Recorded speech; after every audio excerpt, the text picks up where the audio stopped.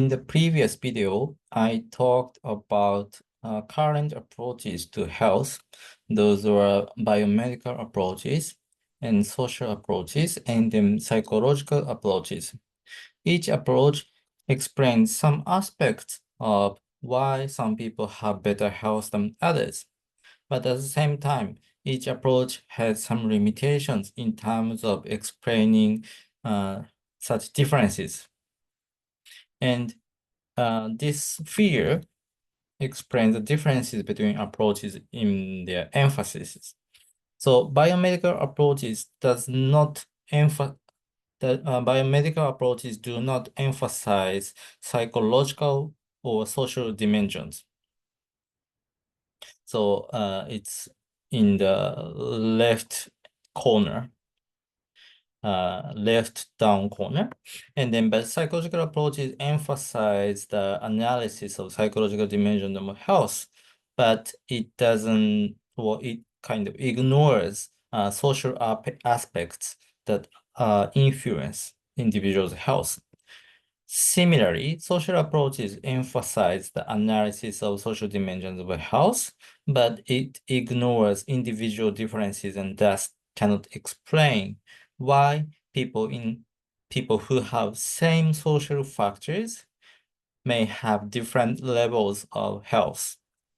And social identity approach, which I will talk a lot, or I put the main focus in this course, integrates both analysis of social dimension and psychological dimensions. So basically it explains, or it tries to understand how social factors influence individual health, and at the same time, why the same social situations, why individuals under same social situations may have different health outcomes.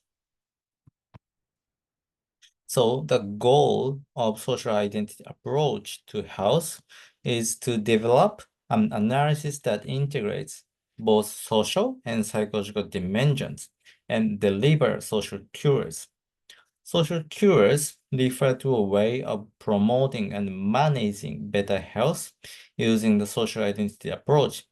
So in other words, social identity approach tries to understand how others and the groups people belong to influence individuals' psychology, how they think and how they feel. And then social identity approach tries to understand how such psychology in turn influences individuals' health. So the social identity approach has two emphases: the importance of social groups for health and psychological identification with those groups. So which means that this course tries to explain how important the social groups are for health, how belonging to different or many social groups may influence health. That's what this course is trying to explain.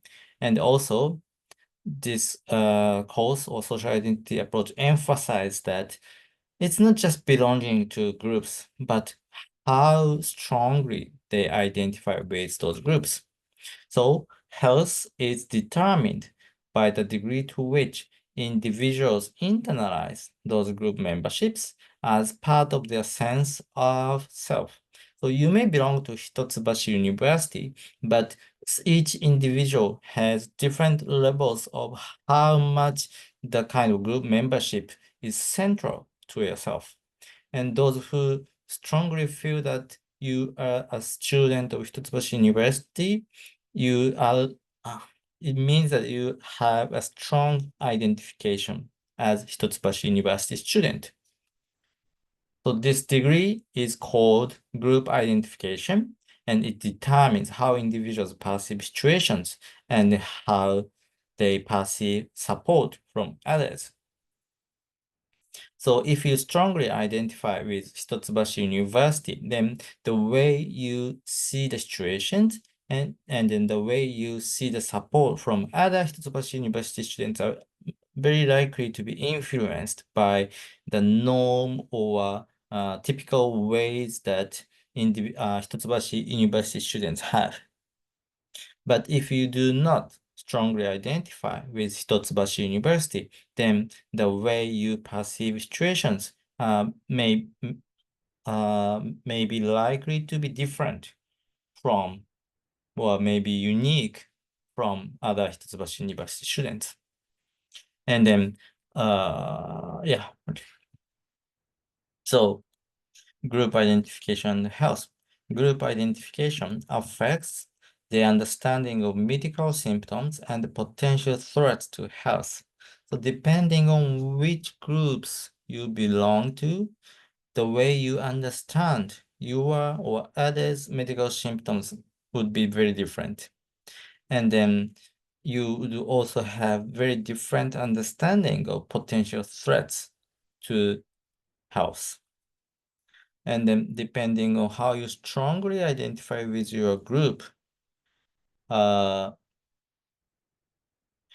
you would expect differently in terms of from whom you seek or receive support. So if you strongly identify with a particular group, then you are likely to seek support from members of that group. And then also you are more likely to receive support from members of that group. And then also group identification affects how you may accept support. So here, receiving support and accepting support is a bit different. Receiving means that basically other people offer support to you. But accepting is whether you actually accept the support or not. And then if you strongly identify with a group, then you are likely to accept the support, or you are more willing to accept the support. Whereas if you receive support from some strangers that you do not know, then you are likely to reject the support, right? Like when you are walking on the street and then someone whom you don't know just suddenly ask you to help you, and then you feel, why do I have to help?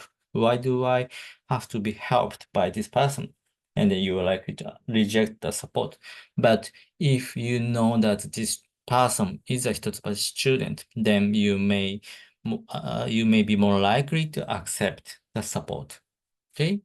And also group identification affects how you behave. If you strongly identify with Hitotsubashi, then the way you behave would be more similar to how other Hitotsubashi students would behave. But if you do not identify with Hitotsubashi, then your behavior will be very different. And also this kind of behavior is related to how you may treat your medical symptoms. Okay?